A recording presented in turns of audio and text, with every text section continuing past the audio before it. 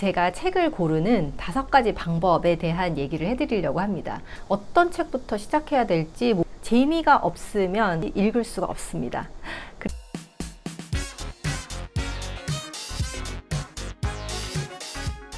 쉽고 재미있게 책을 읽는 새로운 방법. 안녕하세요. 1분 책 읽기 이난희입니다. 저는 패션 디자이너이자 북튜버예요. 오늘은 여러분들께 제가 책을 고르는 5가지 방법에 대한 얘기를 해드리려고 합니다. 얼마 전에 저의 영상 중에 하나를 시청하신 분께서 댓글로 책을 읽고 지식도 쌓고 뭔가 책을 읽어야 하긴 하겠는데 어떻게 책을 골라야 할지 고민이다 라는 댓글을 달아주신 분이 계셔서 제가 그 댓글을 보고 이 영상을 만들게 됐습니다. 제가 처음에 독서에 입문할 때 겪었던 어떤 고민이기도 하고요. 그리고 막상 또 책을 읽어야지 하는데도 어떤 책부터 시작해야 될지 모르겠다라는 분들이 예상 외로 굉장히 많으시더라고요. 먼저 가장 쉬운 방법은 독서를 시작하기 막막할 때 제가 쓰는 방법인데 바로 베스트셀러 중에서 고르는 방법이에요. 베스트셀러를 잘 안 읽으시는 분들도 있어요. 근데 이 교보문고에 베스트셀러를 볼 수 있는 이 분야별로 베스트셀러를 볼 수 있게 해놓은 게 있습니다. 그래서 거기서 자기계발, 아니면은 시, 에세이, 소설 이렇게 클릭 한 번으로 그 분야의 요즘에 베스트셀러가 뭐구나 라고 이렇게 나와 있어요. 그래서 자기계발 분야 중에서는 지금의 베스트셀러를 보고 제가 관심 있는 분야가 독서나 아니면은 습관에 관련된 부분이다. 그러면은 이 책을 사서 보겠어요. 두 번째, 책에 관한 책을 읽는다 입니다. 책을 고르기가 정말 막막할 때 제가 잘 쓰던 방법이었는데 이런 책에 관련된 책을 읽으면 연관 독서를 할 수가 있어요. 이건 굉장히 제가 좋아하는 책인데 책이 좀 약간 너무 들고 다니다 보니까 책이 지저분해지기도 했네요. 법정 스님의 내가 사랑한 책들이라는 책입니다. 이 속에 법정 스님께서 강연을 다니시면서 참고했던 책들이나 소개해 주셨던 책들이 분야별로 이렇게 소개가 되어 있어요. 이 책을 소개한 책을 읽고 그 중에서 이 책이 정말 괜찮겠다 라고 생각되는 책을 구입을 해서 읽었습니다. 예를 들면 이런 거예요. 오래된 미래 라다크로부터 배우다 입니다.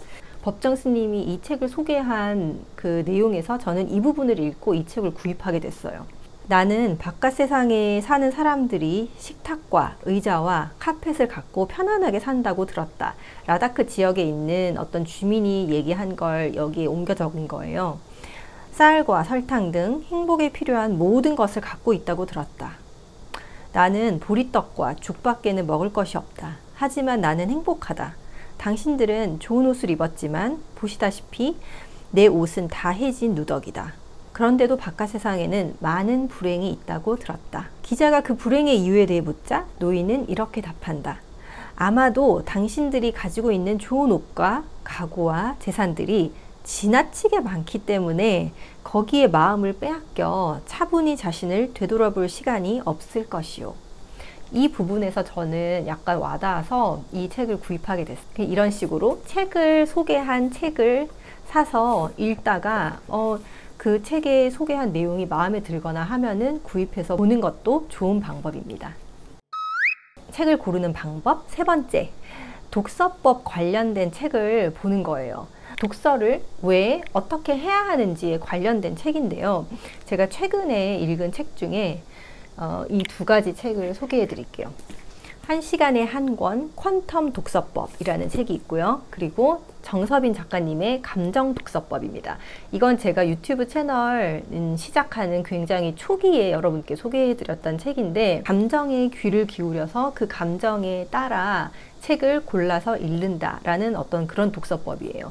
그리고 제목에서 벌써 혹해지는 이 1시간에 한 권 퀀텀 독서법은 뇌를 사용해서 독서를 해야만 한다. 우리가 아무리 시간과 노력을 들인다고 해도 우리의 뇌를 10분 활용하지 못하면 올바른 독서가 되지 않는다라고 주장하는 그런 책이에요. 이 책도 굉장히 재밌게 읽었어요.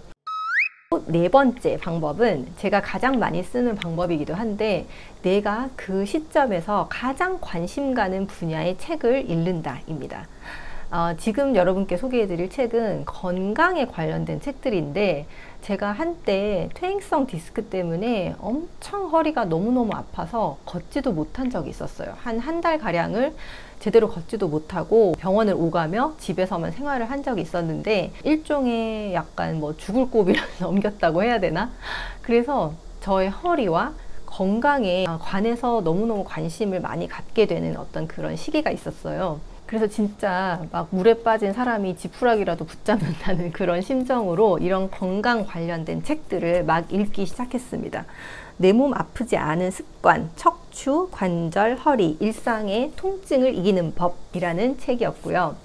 정말 허리 아프신 분들, 겪어보지 않으신 분들은 정말 그 고통을 상상조차 하실 수 없을 거예요.